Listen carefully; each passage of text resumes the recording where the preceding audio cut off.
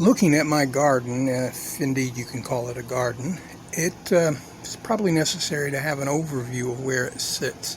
It's behind an apartment complex and it runs east and west.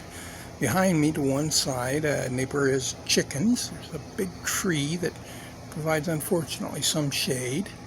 There's a building on one side, and of course my building on the other side. It's a small swathe. The whole thing is about 12 feet by 25 feet. We start off on the east end.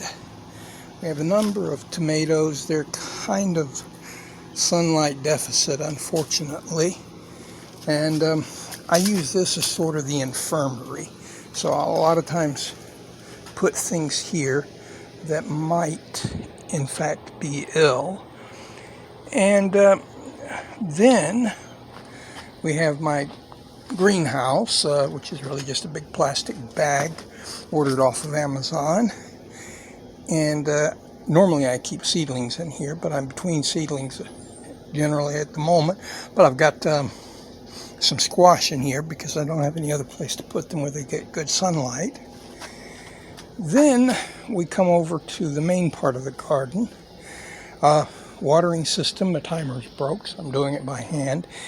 And the jungle, we might call it the tomato jungle. If we go on one side, you can see it's much too closely packed. There are 24 plants in here. 16 of them are indeterminates. As you can see, the highest one is about 6 foot tall. And they're mostly Rutgers, but there are a few better boys and a few red cherry tomatoes in here. Got a decent amount of bloom, some tomatoes forming. Nowhere near what I had last year. This is interesting. These are red cherries. I think that's actually what it says in the packet. And most of those I mentioned are Rutgers. This is about an 8-foot long section, and there's kind of a, pardon my language, half-assed attempt at a Florida weave, which got out of control pretty quickly. It's in 3 rows. The lower tomatoes here, I don't know if you can tell from this video, but they are indeed lower. Those are determinants. They're all celebrities. And the higher tomatoes, as I've mentioned 2 or 3 times now, are generally Rutgers and better boys. And there are a number of tomatoes lost in the tangle.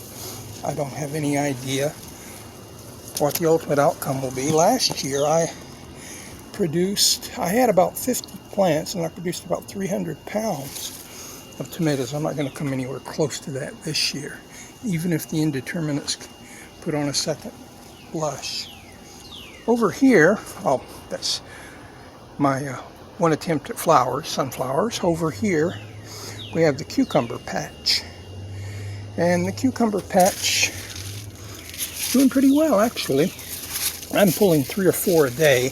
I already pulled this morning. I'm trying to find some that are left. Well, you don't have many right now.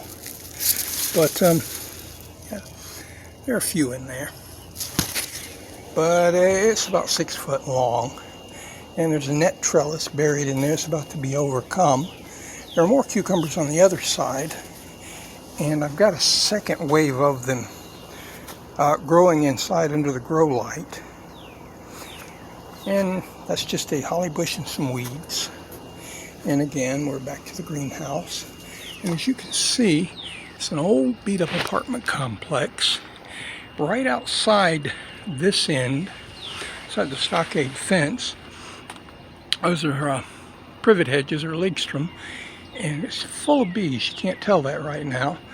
But apparently the bees look at my place as a no-fly zone because I end up having to hand pollinate. They don't come over here much except for the occasional rogue bumblebee.